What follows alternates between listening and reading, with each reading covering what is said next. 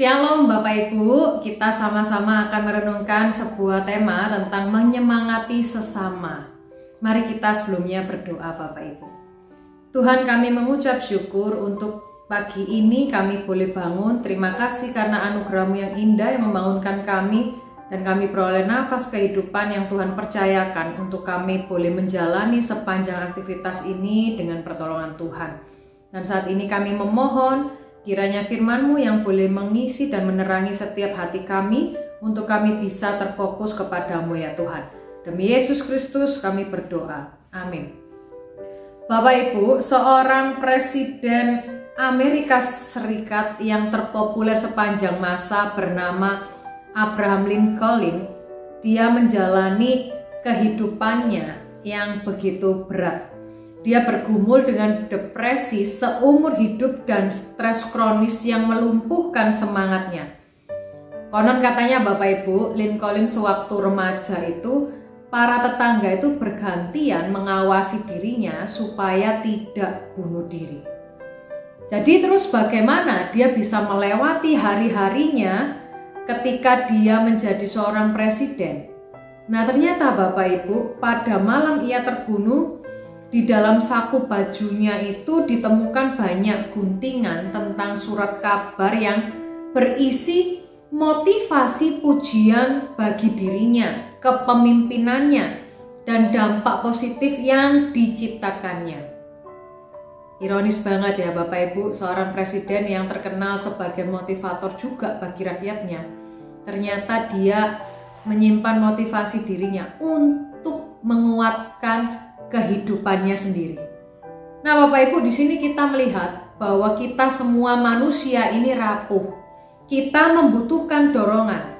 Dikatakan di dalam Ibrani 10 ayat yang ke-23 sampai dengan 25, marilah kita teguh berpegang pada pengakuan tentang pengharapan kita, sebab Ia yang menjanjikannya setia, dan marilah kita saling memperhatikan supaya kita saling mendorong dalam kasih dan dalam pekerjaan baik. Marilah kita saling menasehati dan semakin giat melakukannya menjelang hari Tuhan yang mendekat. Bapak Ibu, perkataan yang baik, perkataan yang membangun, perkataan yang menegur juga di waktu yang tepat, itu sangat kita butuhkan dari sesama kita.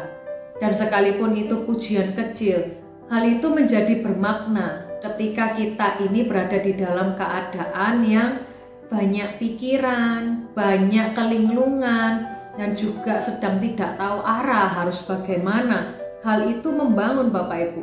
Bayangkan saja Bapak Ibu apa yang terjadi jika kita menerapkan hal itu di dalam rumah, di dalam gereja dan komunitas kita. Kita bertemu dengan jemaat atau kita bertemu dengan adik, kakak kita, papa, mama kita, atau rekan kerja kita.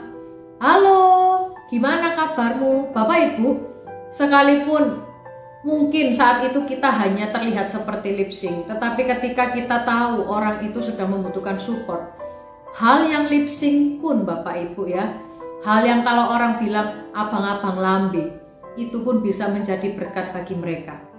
Mereka bisa seketika cerita kondisinya. Di saat itu Bapak Ibu, peran kita sebagai orang-orang Kristen, sebagai rekan-rekan, saudara kekasih, kita bisa mendoakan mereka. Hal yang simpel Bapak Ibu, halo apa kabar, dan menyemangati mereka. Semangat yuk, berjuang yuk. Hal itu bisa membuat mereka yang berada di dalam keterpurukan, mereka yang dalam sedang banyak pikiran tentang keluarganya atau pekerjaan atau dirinya sendiri yang belum selesai, itu bisa membuat kelegaan Bapak Ibu. Jangan menjalani hidup ini seorang diri Bapak Ibu. Bahkan Ibrani mengingatkan kita supaya kita ini bisa berbaur, bisa memperhatikan sesama kita. Dan bahkan Yesus pun menjalani kehidupan yang demikian Bapak Ibu. Tuhan Yesus mengumpulkan sekelompok orang untuk berbagi hidup dan pelayanannya. Dan dia meminta kawan-kawan terdekatnya untuk berjaga-jaga dan berdoa bersama dengan Yesus selagi dia sangat membutuhkannya. Bapak Ibu, kalau Yesus aja ya membutuhkan dukungan semacam itu, terlebih kita Bapak Ibu. kita pun patut melakukannya. Nah, mari Bapak Ibu kita dengan secara sadar mendorong satu sama lain untuk menempuh perjalanan ini bersama-sama, supaya tidak seorang pun merasa sendiri di dalam menjalani kehidupannya. Mari kita menjadi pribadi yang hangat dan kita tidak perlu berpikir bahwa oke, saya memperhatikan mereka tetapi saya tidak diperhatikan. Belajarlah untuk memberi dengan kasih. Dan mereka pun bisa menjadi sahabat-sahabat bagi kita di waktu yang tidak terkira Bapak Ibu, yang tidak terpikirkan oleh kita. Mari kita menyemangati saudara kita dengan sungguh-sungguh, dengan tulus, dan mendoakan mereka dengan kekuatan yang dari Tuhan. Mari kita berdoa.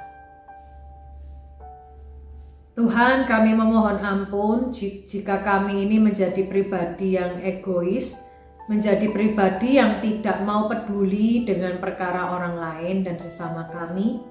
Saat ini Tuhan, kami mau berdoa, kiranya Tuhan boleh menanamkan kami hati yang tulus, hati yang riang, hati yang bisa mengerti, memahami pergumulan orang lain, sehingga kami memiliki telinga yang mendengarkan keluh kesah mereka, hati yang juga iba dan mulut yang membangun untuk bisa mendoakan mereka dan menyemangati kehidupan mereka yang berada di dalam keletihan. Maka Tuhan, jadikanlah kami terang-terang-Mu yang menyemangati dan mencahayai kehidupan mereka, sehingga anak-anak-Mu tidak merasa bahwa dirinya menjalani kehidupan di dunia ini sendiri, tetapi mereka percaya bahwa Tuhan juga mengirimkan sahabat-sahabat terkasih di tengah dunia yang bagi mereka ini kemelut yang begitu menjahati kehidupannya. Berkati kami ya Tuhan, supaya kami menjadi orang-orang yang lemah lembut, menjadi orang-orang yang bisa dipercaya melalui tutur kata kami. Terima kasih ya Tuhan, kami berdoa kiranya Tuhan boleh menolong aktivitas kami sepanjang hari ini, dan Tuhan memimpin dan menuntun perjalanan kami. Demi Yesus Kristus kami berdoa. Amin. Sampai jumpa Bapak Ibu, Tuhan Yesus memberkati setiap kita.